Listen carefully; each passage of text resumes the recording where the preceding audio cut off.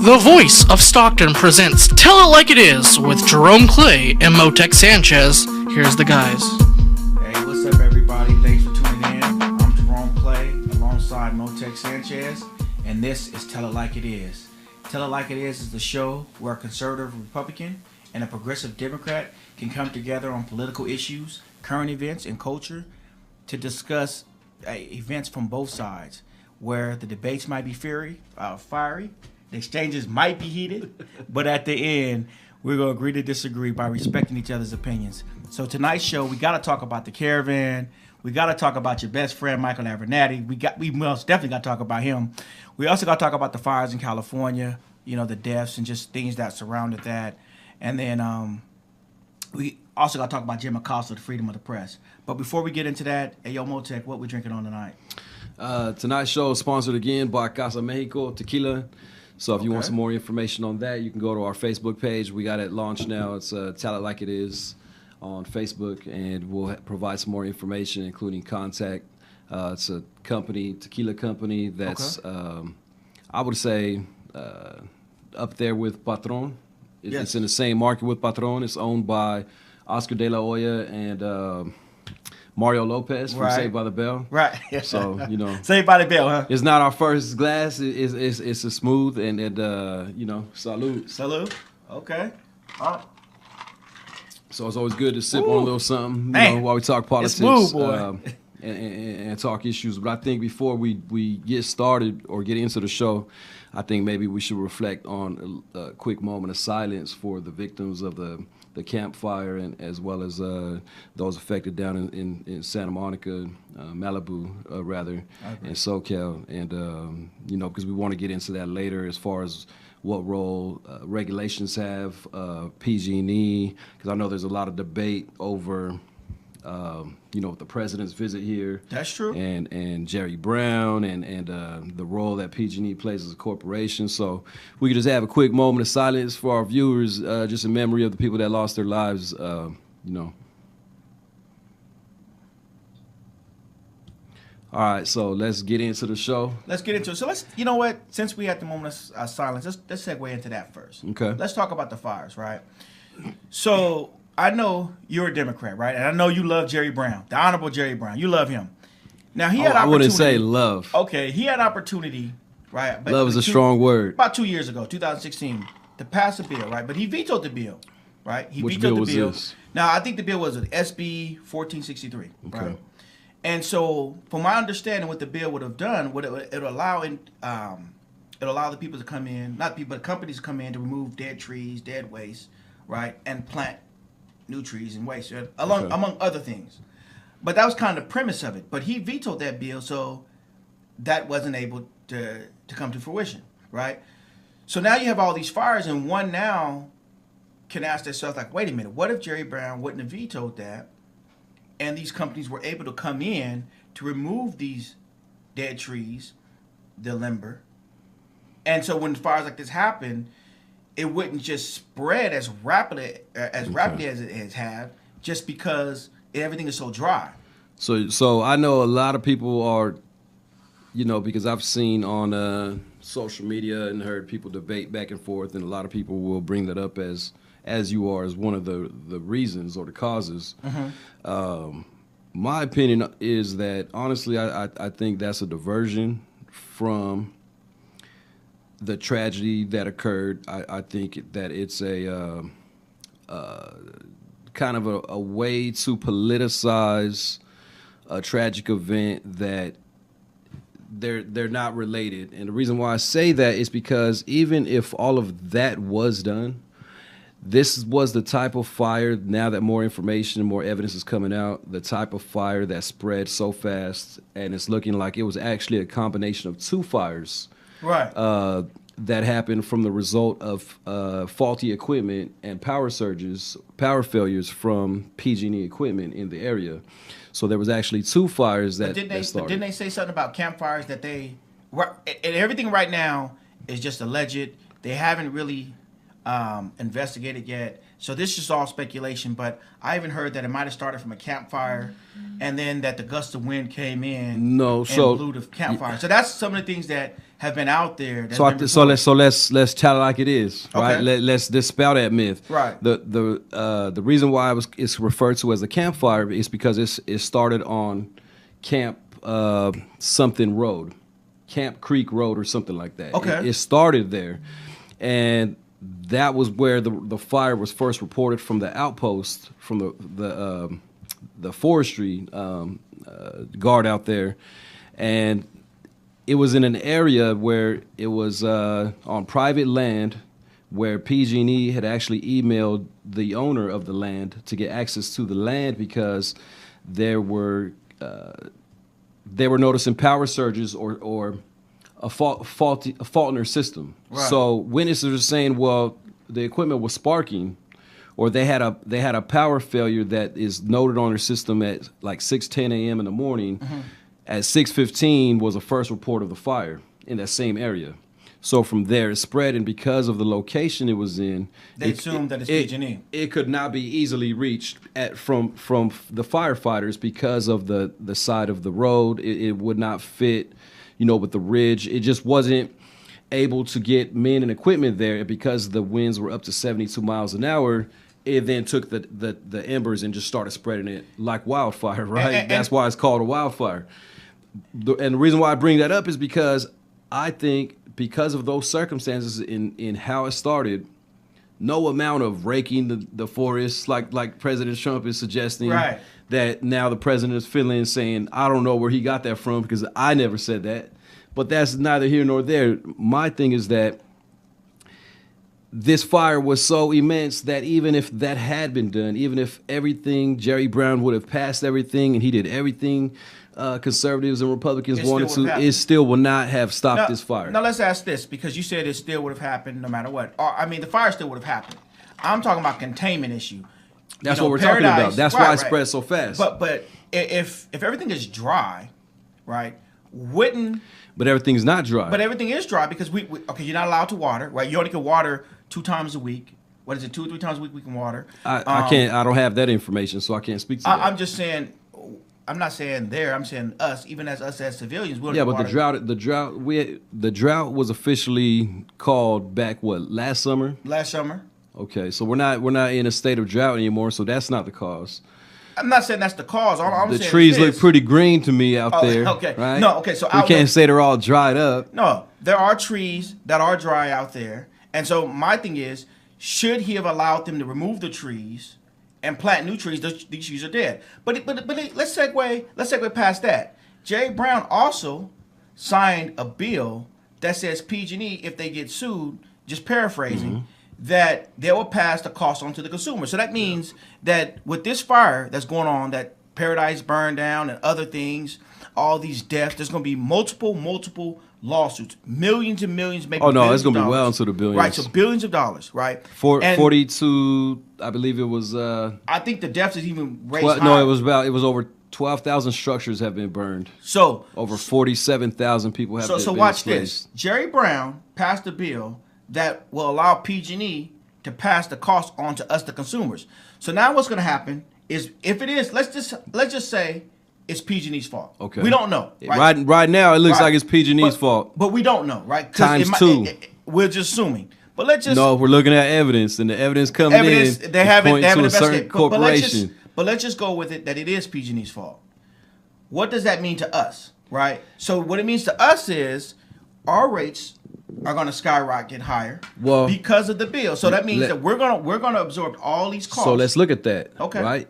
And you're correct that Jerry Brown did just sign a bill. He did. Saying that PG&E has the right to pass the cost of their lawsuits from fires that their faulty equipment caused. Correct. But that was from back in 2016, I believe. So because it's 2016 but versus it was only it was only for that year. It was only for that fire. But it makes it right?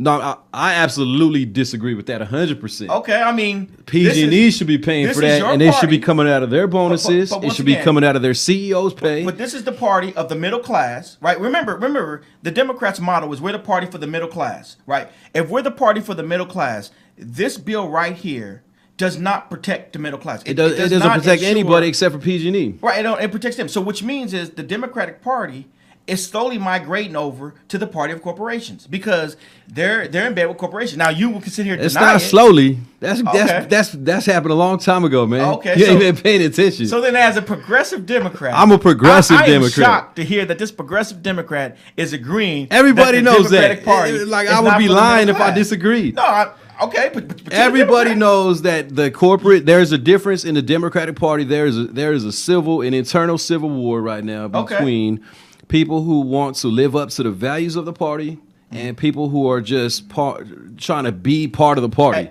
And you know what? Okay, and not just to segue off this subject because it's very important, but the values of the party. Let's talk about the values of the party. Let's talk about the values of the party. Your party has got the king out there named Michael Avenatti. Okay, right? hold on. Time out. We got to segue to him. I mean, hold on. Let's get back. Because that's important. But you just said that you guys are the party of morals. I didn't say that. Okay. Now I've heard you say it before. Party of morals. Nobody here is talking about morals. We'll go back to the fires, but I just want to say this: if you guys are such if the party is such for morals, I didn't say that. How is it this? I'm just asking. I'm asking. No. So your parties don't have morals? If I Google right now and I put Democratic campaign slogans of the last 60, 70 years, I don't think any are going to come up talking about morals, man. For the middle class, for anybody. Okay, so what's your party for? The middle class, the rich? I mean, who do you guys represent? Who does the progressive Democrats represent? Progressive Democrats are about the people, right? Oh, and making sure that everybody has a seat at the table, not just the rich, not just the corporations, not just the special interests, but everybody who's left through the cracks and is trying to minimize the size of those cracks as much as possible, right? And I know, and for everybody's sake, because we're all in this together, right? Whether we like to acknowledge it or not, we are all in this together. Okay, so people. For the nation's sake. Okay. Right? So the nation's sake and in many ways the world's sake, because a lot of policies that we institute and we pass as a nation don't just stay within our political boundaries, and they have great effects on nations and peoples around the globe, including the condition of the globe, i.e. global warming, right? Which there's something that you guys, how many? Global warming. You guys have people that graduate from college, right? But you still can't acknowledge global warming. You want to attack the Republican Party for global warming. Yes. And yes, your governor, the one that you voted for, the one that you love, the one that you in bed with, I've never been in bed with Jerry Brown, for the record. Jerry Brown passed a bill. Well, no, not passed. He vetoed a bill that would at least gave the appearance of trying to condense these fires, or if they spread, to at least condense them. Not saying it would have done it, but it could have been. It could have. But then not only that, Jerry Brown did something a step further. He said, you know what, PG&E, even if you're at fault for these fires, they are. Even if you cause it, don't even worry about it. You give to my campaign. I love you. So this is what I'm going to do. What I'm going to do is I'm going to make sure that the costs are not passed on to you, but the costs are going to be passed on to consumers. And I didn't hear one Democrat come up and say, oh, my God, we're the party for the middle class. We're the party that protects the people, as you said. Oh, no, the nation, right? We're the party that protects the nation. You were signing on it. Right? Who I was? You were signing on it. I wasn't. No, you were signing on it. You can't say that I was. That's why you're laughing at, because you're signing on it. I don't hold an office. I'm not the Speaker of the Assembly. I'm not. Now you could say nobody from the party came out, right? Okay. But you can't say Democrats didn't come out, because a lot of Democrats. I am, and that these are a lot of the issues that we have spoken out against. So you can't just put a blanket accusation across all Democrats. Okay, I'm just saying. I mean, I'm clarifying. I'm telling it like it is. Okay, well, let's tell it like it is, because your party is now supposed to be the party for the middle class. That's your slogan. No, Nancy Pelosi preaches that's not the slogan. We're the party of the middle class. The Republicans are the party of the wealthy. They're the party of the corporations, and we look after the little man. The Republicans have never themselves said that. Oh, they have. People can tell. Oh, okay. Right? No. People can tell. That's what's going on. You're right. People, you can tell. You can tell. People can tell. You can look at the Democrats' actions right now, and you can slowly tell. Because let me tell you how you can tell, right? Not to segue off of this, but this is how you can tell, because he said you can tell. The first order of business that your party want to do with the great tsunami blue wave, is to pass gun control law. So, we're getting on tangents now. No. Let's get back to the campfire. We're going to get back, but I'm just saying. Let's reel it back. No. Before we reel it back, the reason why I brought that up is because you made a statement that you guys, your party, aka the Democrats, are the party. It's not AKA. It is the Democrats. Okay, the AKA Democrats. Okay, you guys are the party of the people. Now I just no, brought that up. said what I said. Okay, what'd you say? Is that those are the values that the party is supposed to espouse. So the reason I'm talking about this incident with the gun control is if you guys the values is for the people, that wouldn't be your first order of business. Your first order of business would have been in healthcare, like you promised. But the first order of business is gun control, which makes no sense. But now let's get back to these fires. Yeah, that's a tangent, and let's save that for a later show. But to get back to the fires, let's get back to your fires. Governor Brown, again, I disagree with him allowing PG&E to pass those costs on to consumers. Okay. Right? While you have such high salaries for leadership in the corporation, that is these fires were the result of not just happenstance, but actually negligence, right? So if it's proven that this happened as a result of negligence, like the explosion that happened in the Bay Area, took out a whole neighborhood. Right. Same thing, right? So how many, and I think it's going to lead to a greater conversation for a later show as well, is at what point do we allow a corporation that has caused tragedy after tragedy to continue to operate in such a fashion and have a monopoly on the industry of providing energy to Northern California without breaking them up for the monopoly that they are and holding them accountable for the deaths and the damage that their negligence and faulty equipment and infrastructure has caused. Yeah, but what happens is this. We don't hold PG&E accountable, right? I don't know what's wrong with California legislators. What they do is... And to me, that's bipartisan, right? We should all be looking at this and saying something needs to be done. But nothing happens. What happens is once PG&E gets hit with these lawsuits, they pass the cost on to us. So in theory, we're not even we're rewarding bad behavior because PG&E knows right now. We agree. And this is sad. At PG&E or whoever, not just PG&E, I don't want to pick on them, but just when you have a big company, right? And these big companies with a track record now of destruction. But just big companies in general, what happens is they can go out and they can cause massive destruction, no matter who it is, right? If they're large conglomerate. And instead of them being held accountable, they're allowed to pass the cost on to us, the consumers. So that means our lives are not worth anything because we can lose loved ones. People have lost mothers, mothers, daughters, sons, wives, husbands, and yet they're grieving, and yet they might get a small portion, monetary portion, but you can't bring back life. Once you're dead, you're dead. You can't bring back that life. And all what happens to them, they get hit with some fines, $1 million fines, right? But those fines are we pay for them. They get hit with all these lawsuits upon lawsuits. Lawyers get paid. Lawyers get rich. Politicians continue to get contributions. Politicians get rich. And yet, the middle class, the ones who are the backbone of this society, that keeps this nation going, we suffer. The middle class is always suffering. We still have a middle class? We have a middle class, but it's suffering. And our middle class is almost like the poor class. It's almost like the poor with all these suits that we having to pay. The middle class pretty much is the in debt class. Yeah. You know, it's getting smaller and smaller, and I think those are the bigger issues that need to be discussed, and bipartisan solutions have to be found. And I think that both parties in the California legislature have to come together and find a resolution to deal with PG&E and the damage that they've caused in the explosion in the Bay Area. I don't know if it was San Bruno or whatever. I don't remember the name of the neighborhood, right? San Bruno. Right.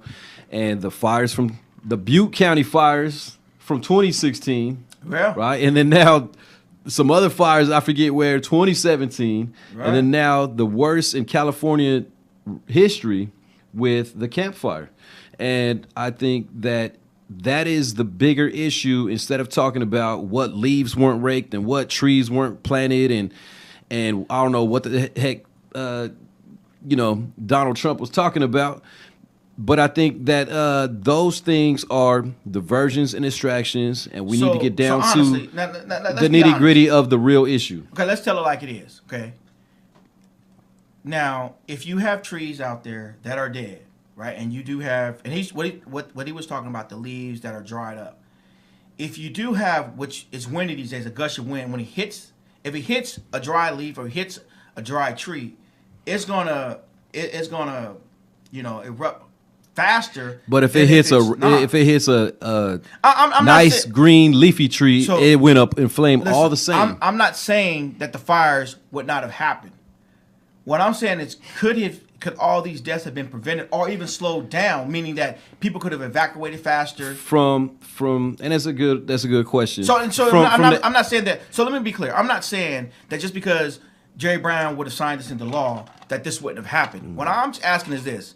That's important to clarify. Could it have been slowed down, meaning that it wouldn't have happened so fast? People would have time to evacuate if these trees were removed.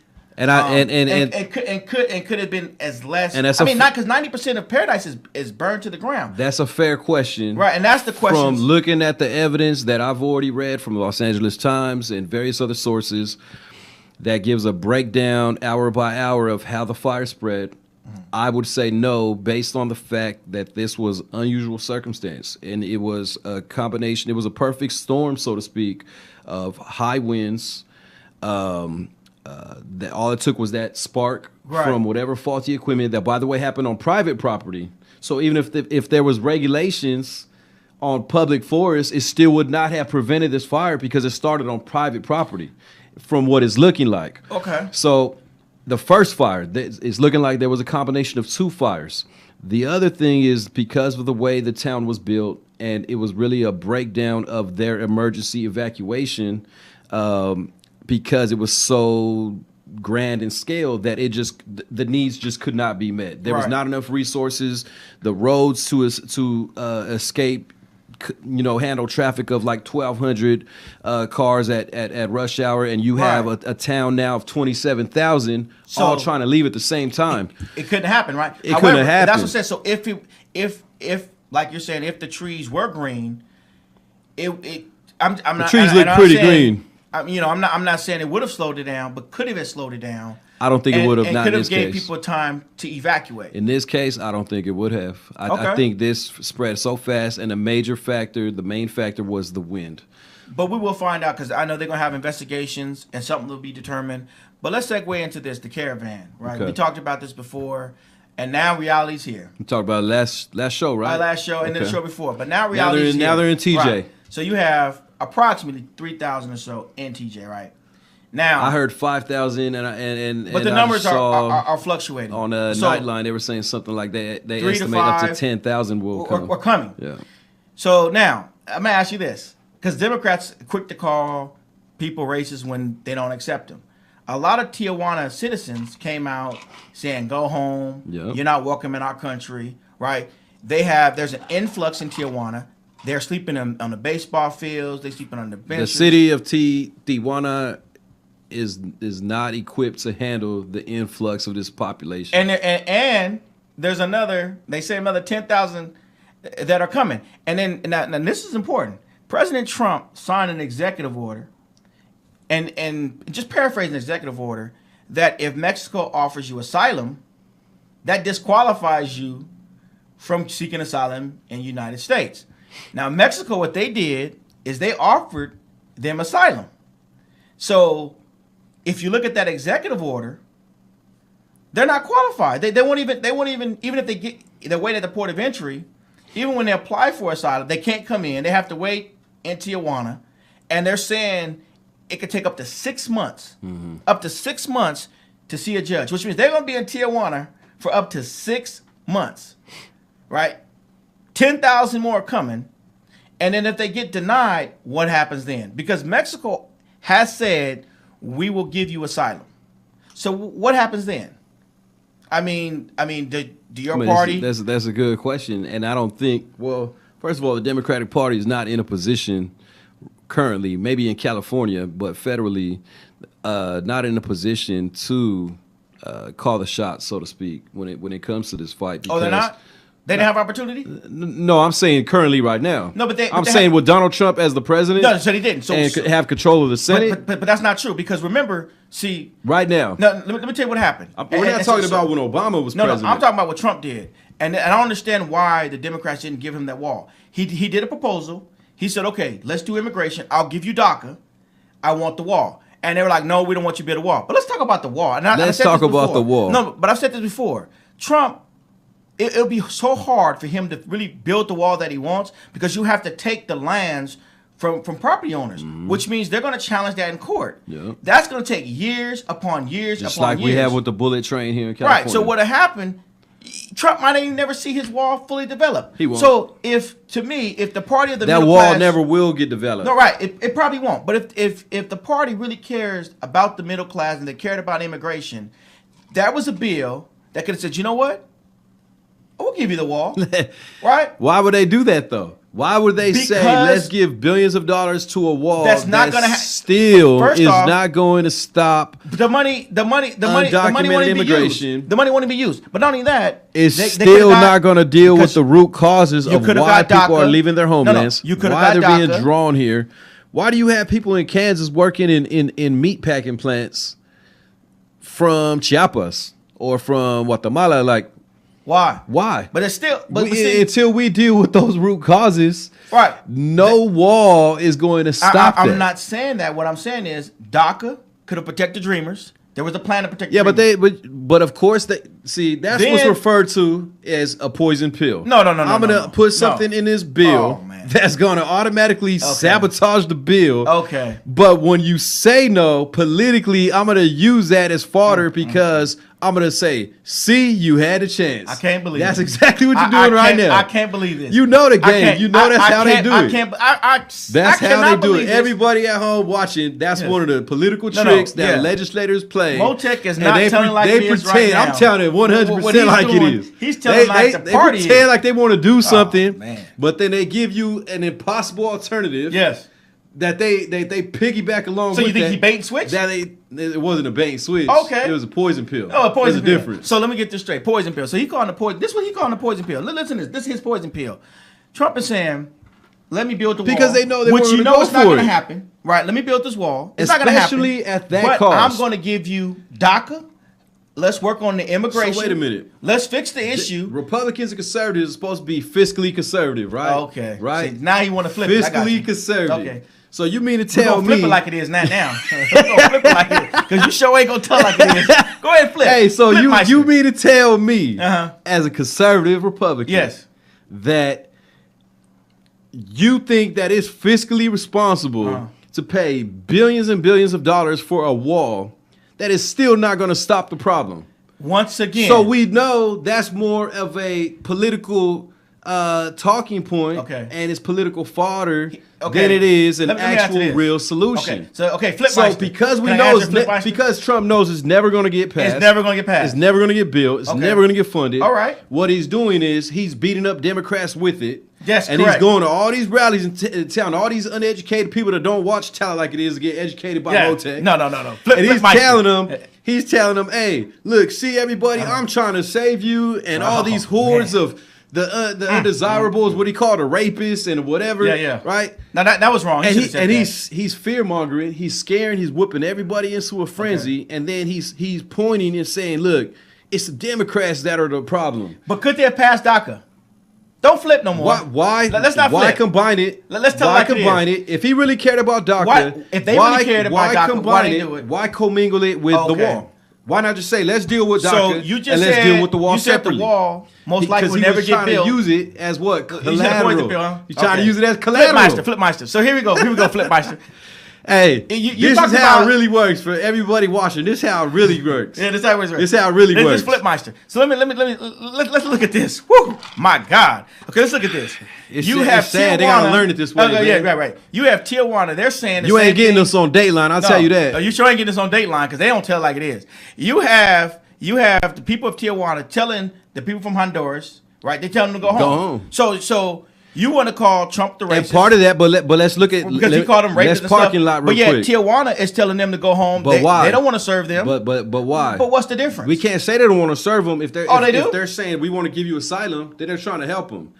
The reason why is because a lot of Mexicans that are living in Tijuana, they are having their media cover the story, and they're seeing a lot of the younger refugees from Honduras that are acting in a way that we could say is not as respectful they're as not. they may expect. Right. So I can't pretend like that footage is not out there. They have attacked police officers out there. I haven't seen that. Oh, I know. But I've seen the other. I'm not flipping. I'm just saying I haven't seen it. Okay. I'm not saying it doesn't exist. Have you seen the 12 migrants that got arrested for scaling the borders and cross? You seen those, right? Okay. So you didn't see that, but you don't see the whole. You don't see when they're throwing rocks at the border. You don't see them attacking the police officers. You can't see that, but you see a couple. You mean in the southern walls. border?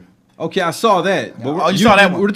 Here you go, commingling, man. This ain't the wall of DACA. You over here commingling. See? Woo. You know, if you go recycle and you got commingled goods, they're gonna dock the price on you. I know what the problem is. What's this drink called? You can't put glass together with aluminum. This is the problem. He's trying to put glass. He's trying to put the dark bottles with the light bottles. I apologize to you viewers. This tequila done messed with his brain tonight. Hey, his brain is malfunctioning. So I apologize. I got to apologize. I apologize to him. I'm sorry. Now you flipping. Oh, now I'm flipping. Now that's called flipping. Oh, that's flipping. Huh? So to get back to the issue. Let's get back to the issue. You have 3,000 of migrants right now in Tijuana. This is serious, right?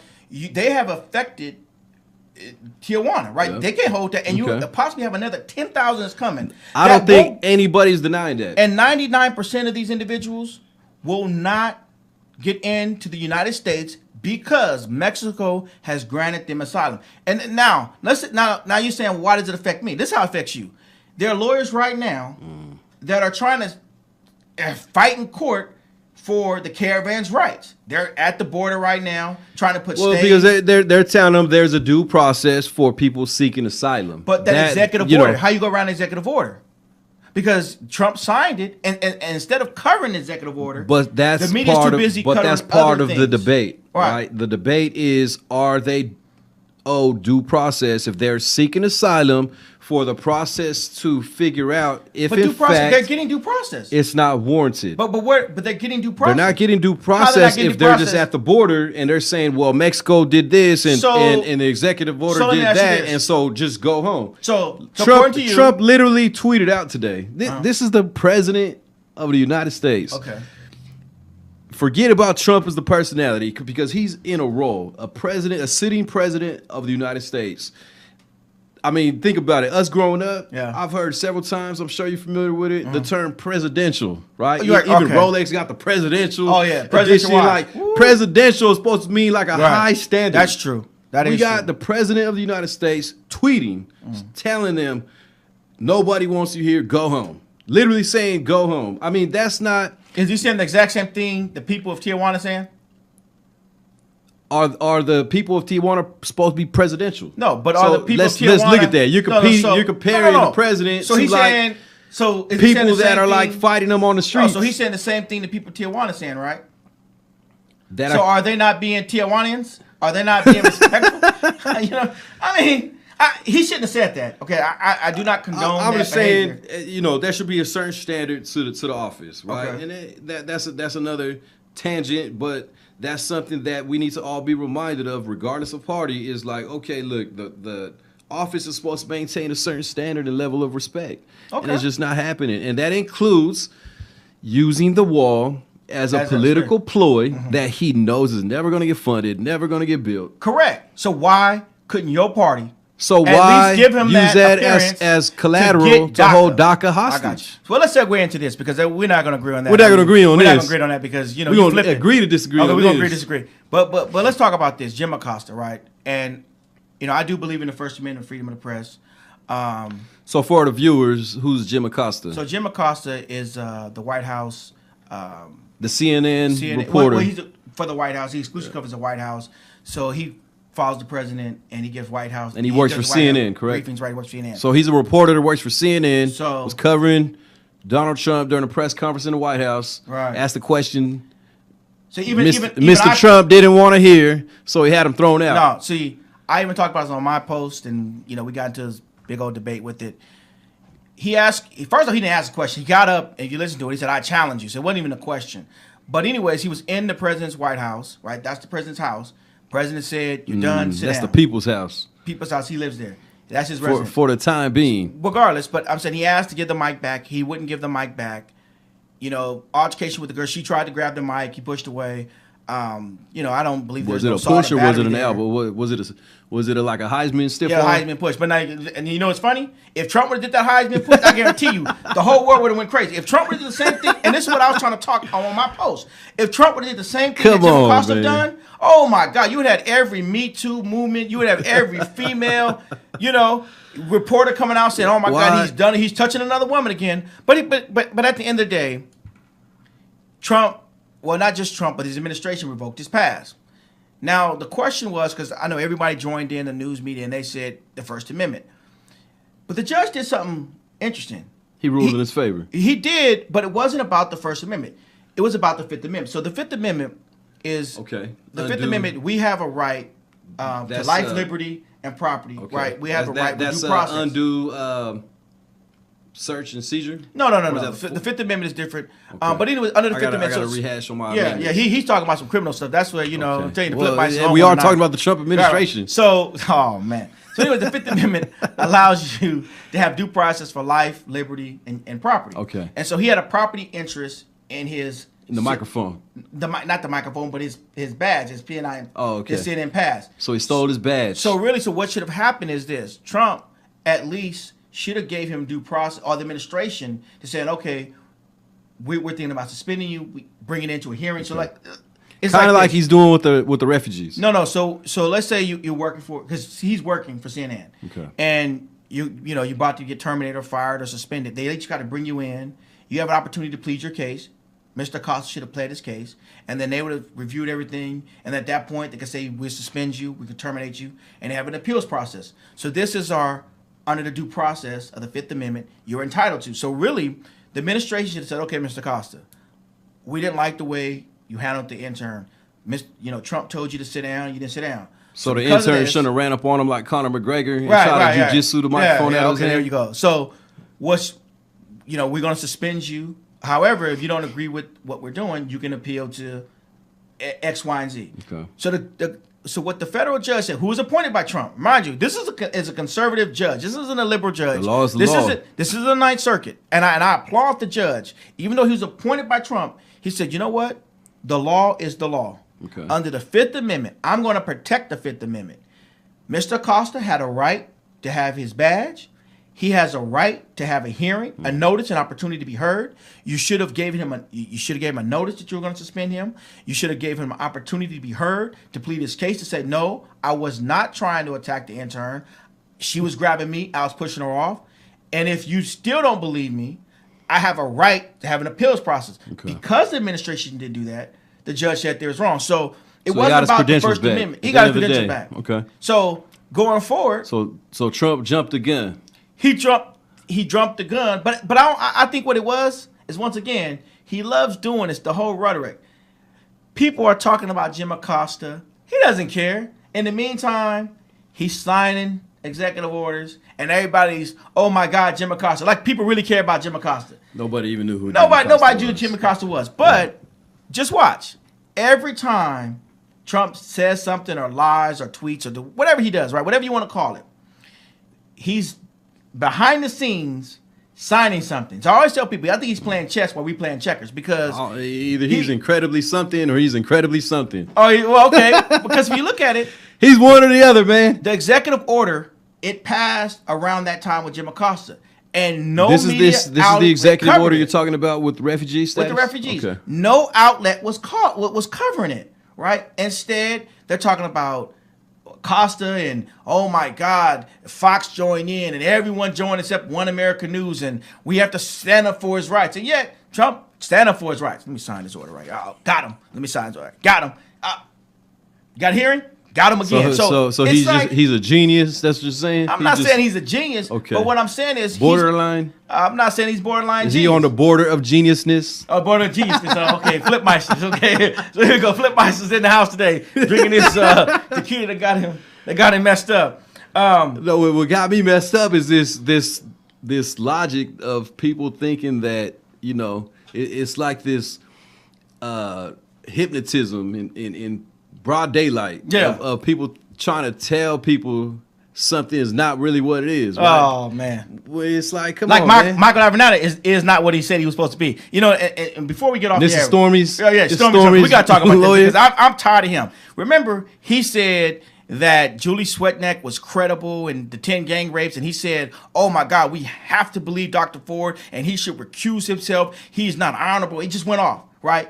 However, when it's him going upside some female's head, I don't see the Me Too movement.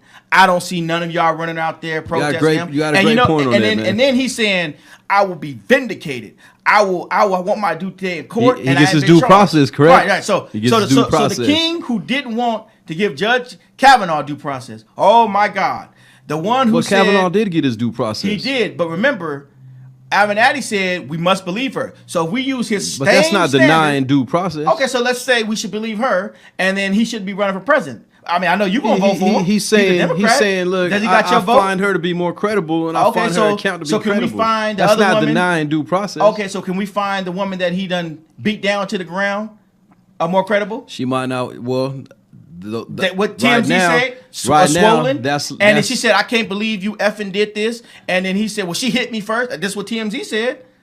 I haven't seen that episode. I know you don't want to see that because I didn't see that episode because he gonna be on the delicate when you're picking send me the Avenatti, link, man. when you're voting for Avenatti and Hillary Clinton.